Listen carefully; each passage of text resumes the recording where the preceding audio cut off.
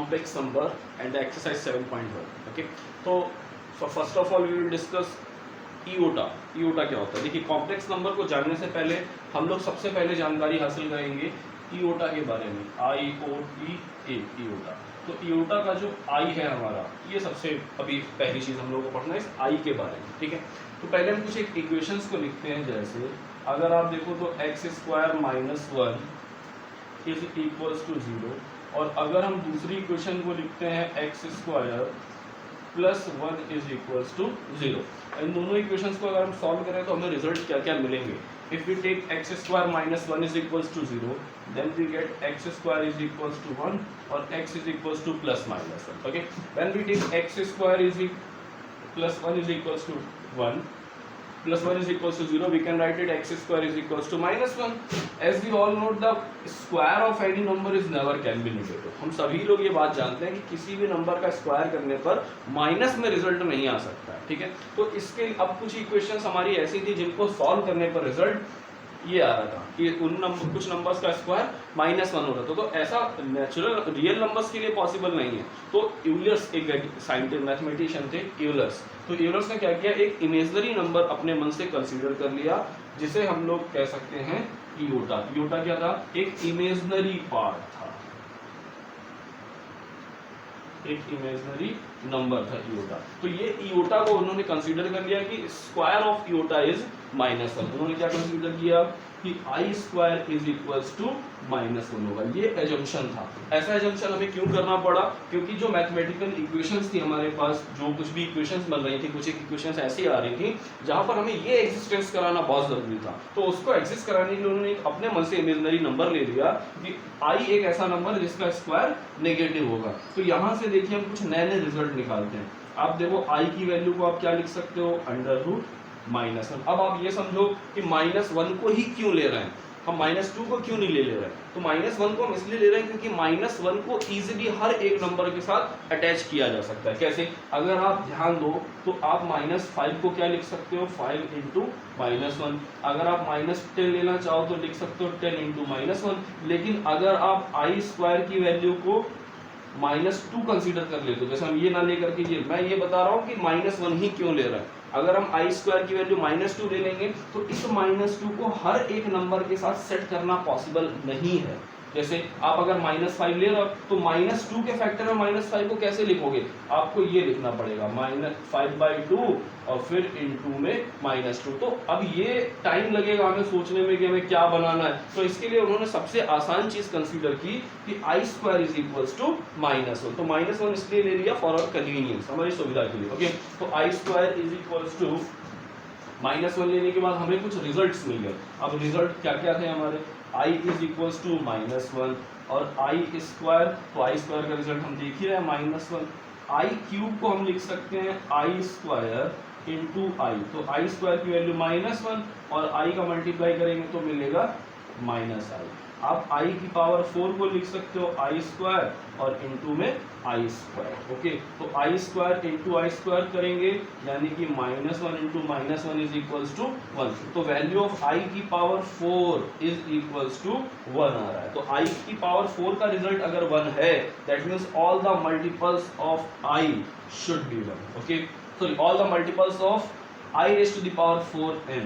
तो I⁴n का रिजल्ट भी 1 आएगा. यानी कि अगर I की पावर में जो भी नंबर लिखा हुआ है अगर वो 4 से डिविजिबल है तो उसका पूरा का पूरा रिजल्ट 1 हो जाएगा. ओके, तो इस चीज को जनरलाइज फॉर्म में हम कैसे लिख सकते हैं कि I⁴n + 1 I के इक्वल होता है, I⁴n + 2 I² के इक्वल होगा.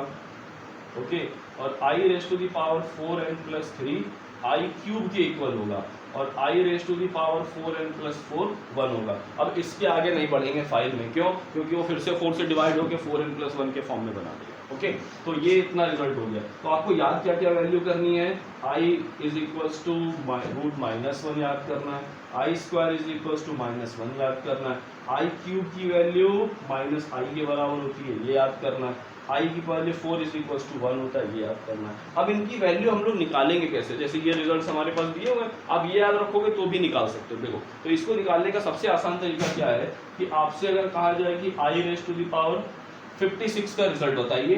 तो आप सबसे पहले क्या करो, 56 में 4 से डिवाइड करो। जो मैं बोल रहा हूँ उसे आप ध्यान से समझेंगे।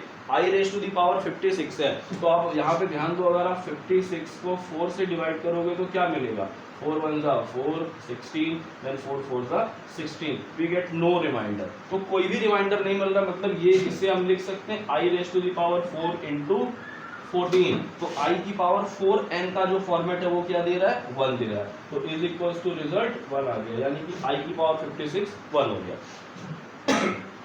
इसे आप दूसरे तरह से ऐसे समझ सकते हो कि अगर i की पावर का नंबर, i की जो भी पावर में लिखा हुआ है, अगर वो 4 से कंप्लीटली डिविजिबल है तो हम रिजल्ट 1 लिखेंगे। ठीक है, जैसे आप देखो i की पावर 12, इसका रिजल्ट भी 1 होगा, i raise to the power 16 ये भी 1 होगा, i raise to the power 20 ये भी 1 होगा। क्यों? क्योंकि जितना भी हम ये पावर में लिख रहे हैं ये सब 4 से डिविजिबल है, तो इन सब के रिजल्ट 1 हो गए। लेकिन अगर कुछ और दे दिया जाए तो कैसे निकालेंगे, जैसे suppose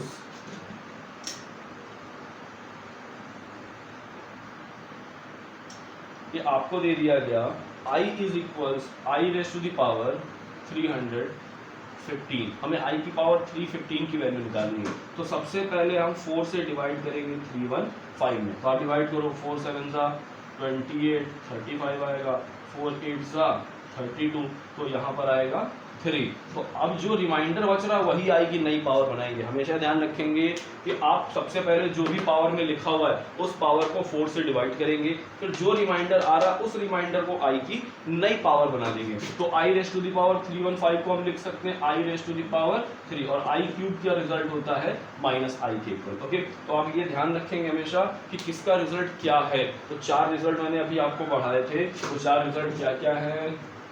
I is equals to under root minus 1, I square is equals to minus 1, I cube is equals to minus I raised to the power 4 is equals to 1, और 1 upon I is equals to minus I।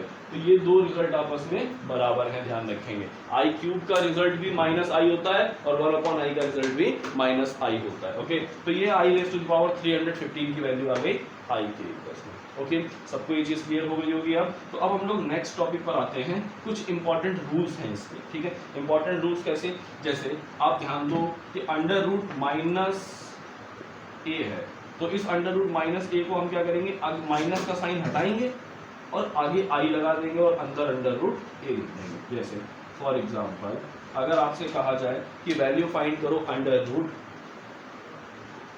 -12 की, तो आप सबसे पहले क्या करोगे, ये अंदर वाला माइनस है इसे रिमूव करके बाहर आई लगा देंगे। ध्यान से समझेंगे बात को, रूट के अंदर वाला माइनस हटाएंगे और आई बाहर कर लेंगे और अंडर रूट, अंदर माइनस हटा करके बाकी नंबर लिख लेंगे। ओके, आई और अंडर रूट 12, तो रूट 12 की जो भी वैल्यू आपको पता है, जैसे भी हम इसका स्क्वायर रूट निकाल सकते हैं वो निकालेंगे। तो इसका स्क्वायर रूट होता है 2 अंडर रूट 2, ये हमारा रिजल्ट हो गया। ओके, अब दूसरा रिजल्ट क्या होता है, एक इंपॉर्टेंट रिजल्ट है हमारे पास, -a into under root -b, तो इज इक्वल्स टू क्या मिले, अब दोनों में माइनस है। यहाँ पर देखो एक नंबर था उसमें माइनस है, यहाँ दोनों में माइनस है, तो दोनों में माइनस है तो बाहर माइनस जरूर आएगा और ये आ जाएगा under root A B. Okay, for example that अगर आपको दिया जाए कि under root -5 into under root -4, ये दे दिया गया 5 और अंडर रूट -4, तो आप क्या करोगे, दोनों में माइनस है तो आप माइनस लगाओ, अंदर a और b का मतलब a इंटू बी, आप इसे ऐसे पढ़ सकते हो a इंटू बी, तो a इंटू बी का मतलब 5 इंटू 4। अब 5 और 4 में हम स्क्वायर रूट सिर्फ 4 का निकाल सकते हैं, 5 का नहीं, तो -2 अंडर रूट 5, तो ये लिख देंगे हम। ओके, तो ये चीजें आपको समझनी है कि हम कैसे ऑपरेट कर रहे हैं, ठीक है ना। इतनी चीज आपको क्लियर हो गई। तो ये पूरा का पूरा जो सेक्शन था ये इओटा का सेक्शन था, और हमेशा ध्यान रखेंगे कि आई कभी भी डिनोमिनेटर में नहीं रखना है, इसलिए 1 अपॉन आई का रिजल्ट मैंने आपको डायरेक्टली -i लिखा दिया। Okay,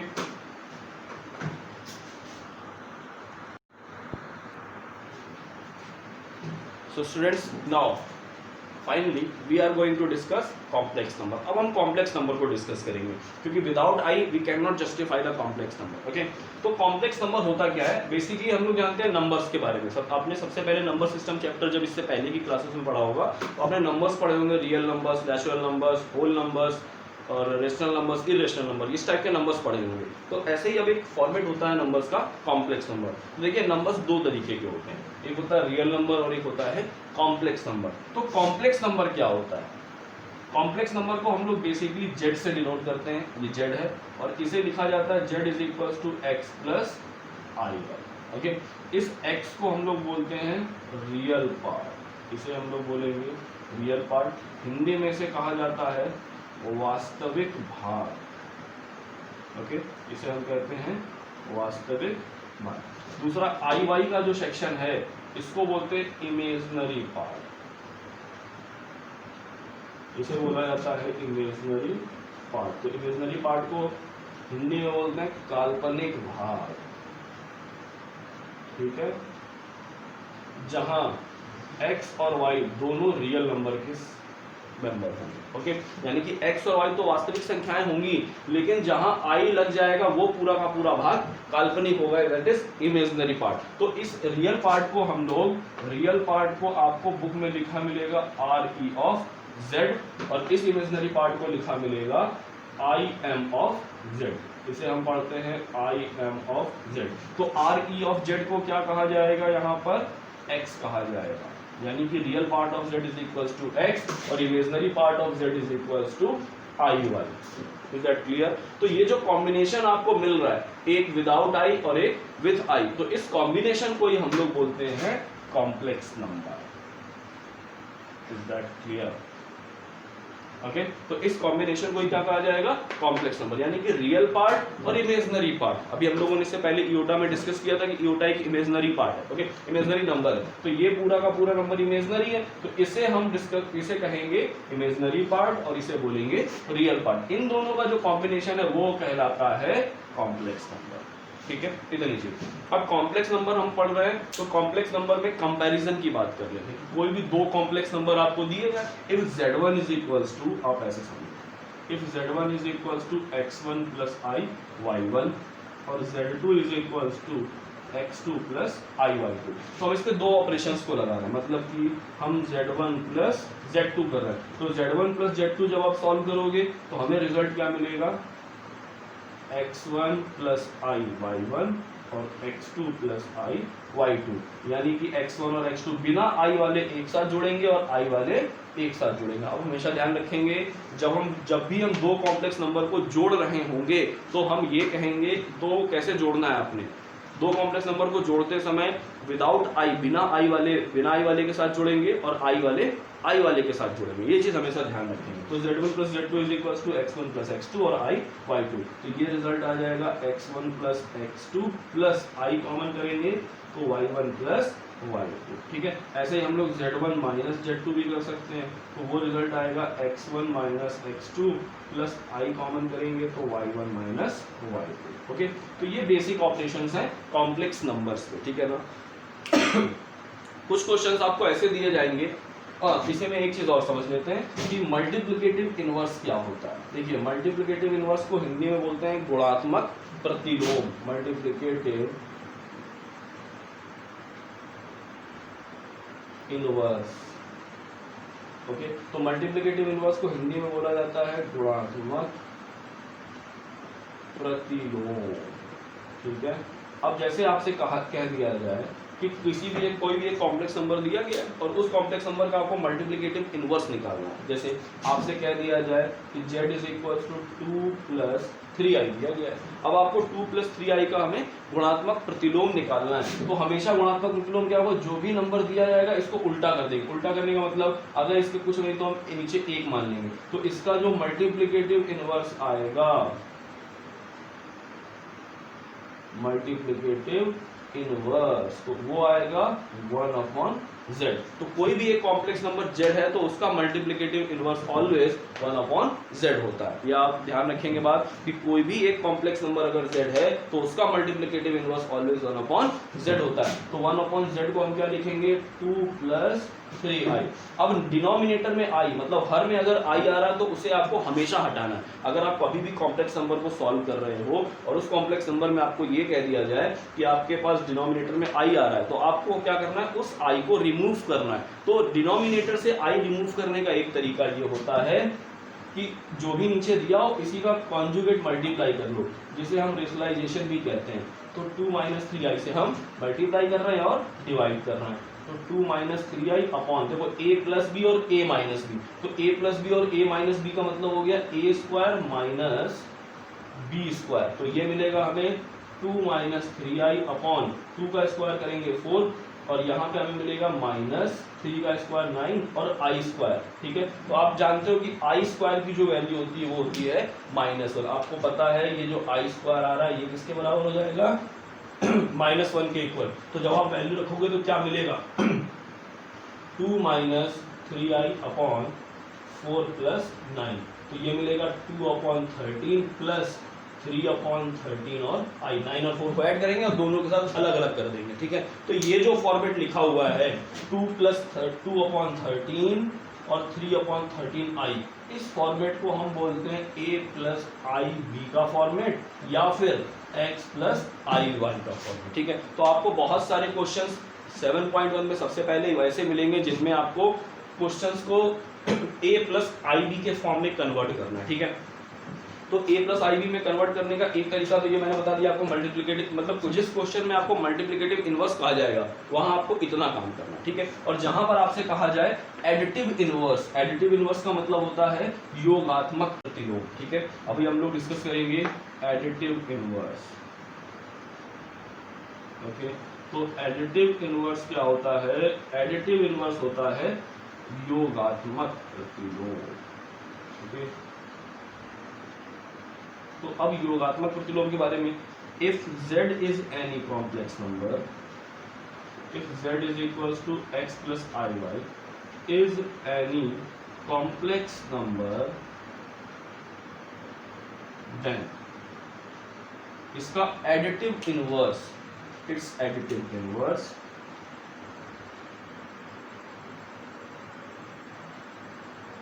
is equals to minus है, मतलब जो भी आपको नंबर दिया जाएगा आपको बस उस नंबर के आगे माइनस लगा देना है, तो आपको उसका एडिटिव इनवर्स मिल जाएगा। जैसे हम एग्जांपल देख लेते हैं, तो एक एग्जांपल के अकॉर्डिंगली अगर z इज इक्वल्स टू, जैसे इसी को ले लो आप, आपने क्या रखा था 2 प्लस 3i दिया था, तो इसका एडिटिव इनवर्स क्या निकल आएगा, आप देखो इसका एडिटिव इनवर्स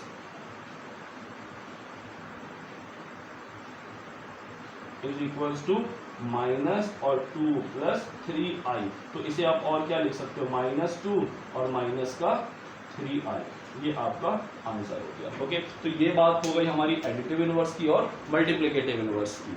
अब हम लोग इसके बाद देखेंगे a प्लस आई बी के फॉर्म में कैसे कन्वर्ट करते हैं किसी दिए गए कॉम्प्लेक्स नंबर को। ओके,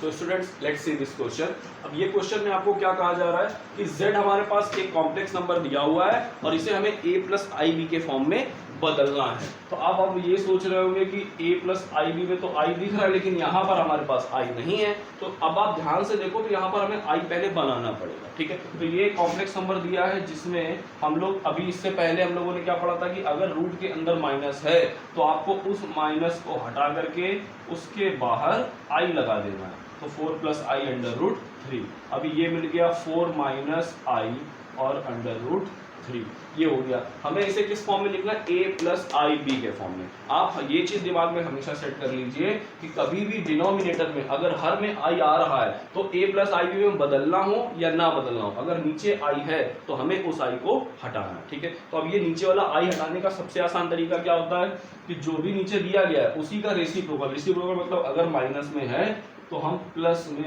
ऊपर और नीचे मल्टीप्लाई कर लेंगे, तो ये मिल जाएगा 4 प्लस आई अंडर रूट 3। तो आप एक छोटा सा रूल और याद कर लेंगे अब यहाँ पर कि x प्लस आई वाई और x माइनस आई वाई, इन दोनों का जब मल्टीप्लाई किया जाता है तो रिजल्ट आता है x square plus y square. आई पूरी तरह से हम रिमूव कर देते हैं, ओके, हट जाता है। अभी हमने इससे पहले आपको बताया था मल्टीप्लिकेटिव इनवर्स में, तो ये आपको याद कर लेना है कि दो कॉम्प्लेक्स नंबर अगर एक दूसरे के कॉन्जुगेट है, एक प्लस में और एक माइनस में, हाँ कॉन्जुगेट भी समझ लेते हैं कि क्या होता है। तो अगर z is equals to x plus I y है तो conjugate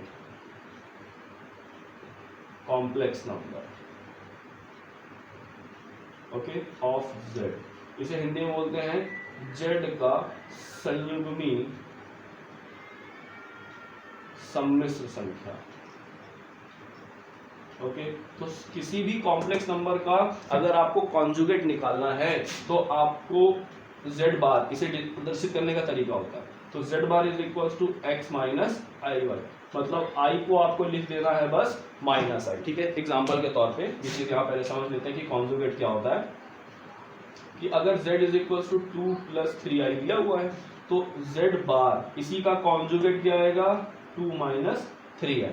if z is equal to, अब दूसरा कुछ देख लेते हैं, if z is equal to -2 और -3i दिया हुआ है, -2 और -3i है। अब इसके लिए हमें कॉन्जुगेट निकालना है नीचे वाले के लिए। तो आप ध्यान से देखो, अगर तो नीचे वाले को हमने क्या बताया, कॉन्जुगेट के लिए i को कन्वर्ट कर देते हैं -i में। तो जब आप इस वाले i को कन्वर्ट करोगे माइनस में तो ये वाला सिंबल प्लस, यानी कि -2 ऐसे ही रहेगा, इसमें कोई फर्क नहीं। फर्क कहाँ पड़ेगा, सिर्फ i वाले स्टेप में। तो -2 और +3i ये हो गया इस z का कॉन्जुगेट। ओके, तो यहाँ पर जब दो कॉन्जुगेट कॉम्प्लेक्स नंबर का मल्टीप्लाई किया जाता है तो x square plus y square, मतलब जो बिना i का है उसका स्क्वायर और जो i के साथ y लिखा हुआ है उसका स्क्वायर करके हम ऐड कर देते हैं। तो आप यहाँ पे ध्यान दो, x की जगह पर 4 है और y की जगह पर √3 है। तो अब हमें क्या मिल जाएगा भाई, ऊपर वाले का मल्टीप्लाई करो तो ऊपर दोनों हमारे सेम फंक्शन है। तो 4 + i √3 इंटू 4 + i √3।